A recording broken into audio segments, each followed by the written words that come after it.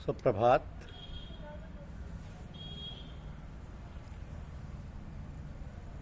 ईश्वर के स्वरूप अनेक, ये हमारी आज की आध्यात्मिक चर्चा का विषय। ईश्वर के स्वरूप अनेक। ईश्वर के साथ संबंध जोड़ो।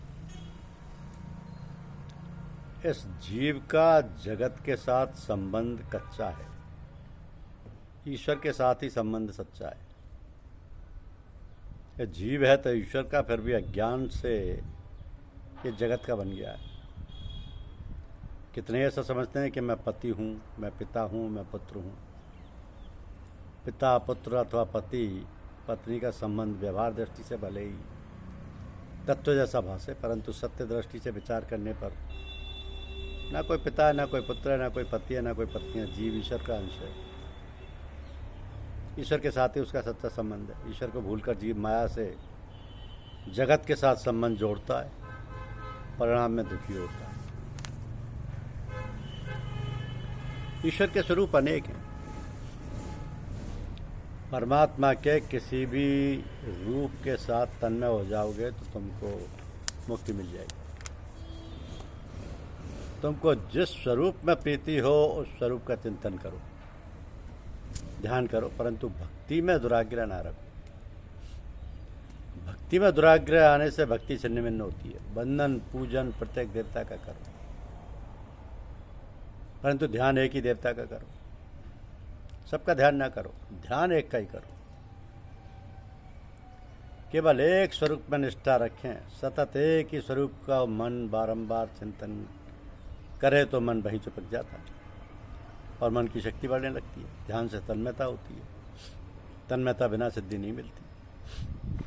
विषयकार मन ना हो तब तक विषय का ज्ञान नहीं होता है।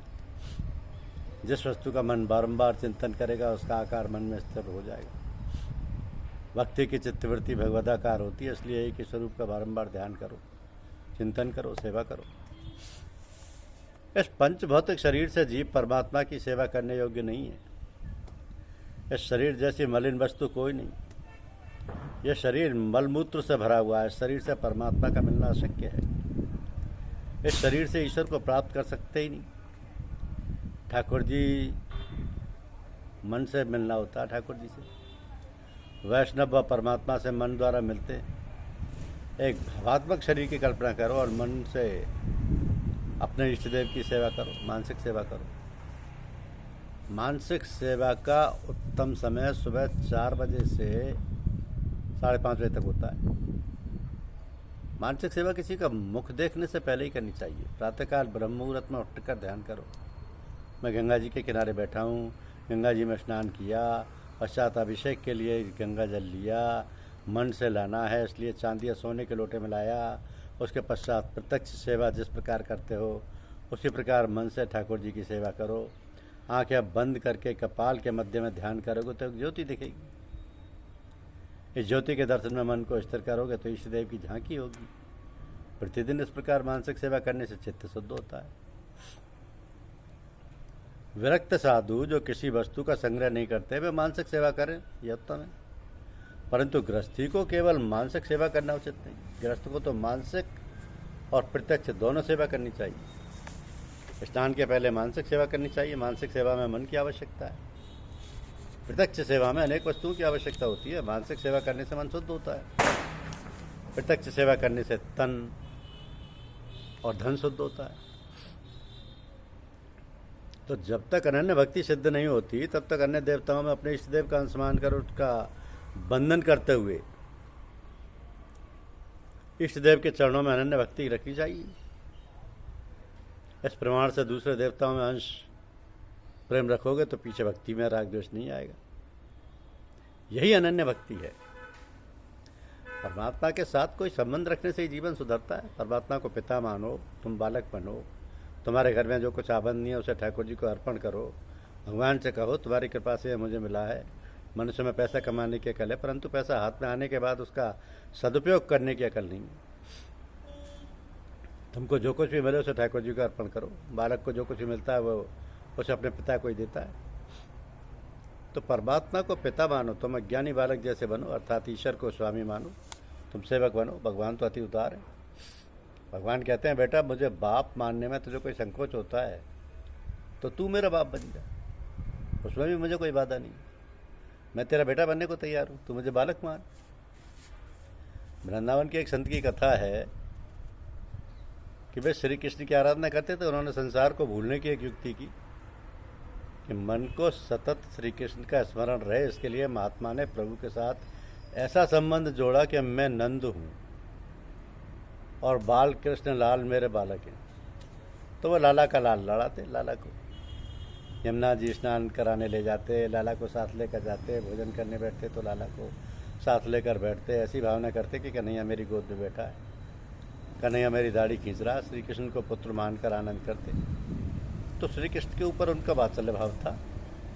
महात्मा श्री कृष्ण की मानसिक सेवा करते थे, संपूर्ण दिवस मन को श्री कृष्ण लीला में तन्मय रखते, जिससे मन को संसार का चिंतन करने का अवसर ही ना मिले। निष्क्रिय ब्रह्म का सतत ध्यान करना कठिन है, परंतु लीला विशिष्ट ब्रह्म का सतत ध्यान हो सकता है। तो महात्मा परमात्मा के साथ पुत्र का संबंध जोड़कर संसार को भूल गए, परमात्मा के साथ तन्मय हो गए।